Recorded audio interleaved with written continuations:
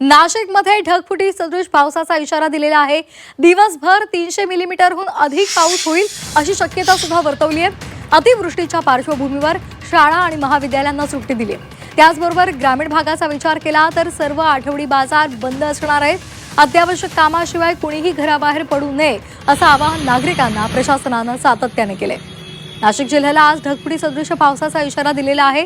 काल मुख्यमंत्री देवेंद्र फडणवीसांनी सुद्धा या संदर्भात आवाहन केलेलं आहे की कुणीही घराबाहेर पडू नये, गरज असेल तरच घराबाहेर पडावं, कारण आज नाशिकमध्ये दिवसभरात 300 मिलीमीटरहून अधिक पाऊस कोसळण्याची शक्यता आहे आणि या सगळ्याच्या पार्श्वभूमीवर सरकारी यंत्रणा सुद्धा सज्ज आहे।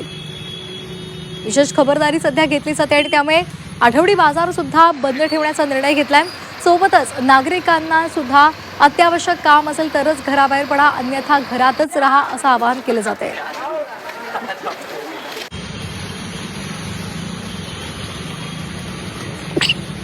अतिशय मोठा लो प्रेशर बेल्ट हा नाशिकमध्ये त्या ठिकाणी तयार होतोय। मेजर डिप्रेशन ज्याला म्हणतात ते तयार होत आहे।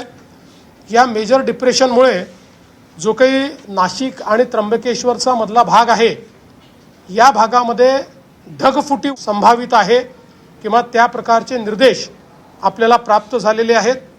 ही ढगफुटी देखील मेजर ढगफुटी असू शकते। जवळपास 300 mm पाऊस या ढगफुटीमुळे या सगळ्या भागामध्ये होऊ शकतो। नाशिकच्या बऱ्याच मोठ्या भागामध्ये तो होऊ शकतो। त्या दृष्टीने जिल्हा प्रशासनाने मोठ्या प्रमाणात तयारी केलेली आहे। तर यावर एक नजर टाकूयात ग्राफिक्सच्या माध्यमातून। नाशिक जिल्ह्यामध्ये सध्या अलर्ट आहे। शाळा महाविद्यालय बंद आहेत। नाशिक जिल्ह्यामध्ये धार्मिक स्थळं सुद्धा बंद आहेत। त्र्यंबकेश्वर देवस्थान, सप्तशृंगी देवी मंदिर दर्शनासाठी बंद असेल। बाजारपेठा सुद्धा बंद असतील। इगतपुरी, त्र्यंबकेश्वर आणि नाशिक शहरातील आठवडे बाजार बंद असतील। पर्यटनावर बंदी आहे। धबधबे, गड किल्ले आणि नदीकाठच्या भागात जायला मनाई आहे।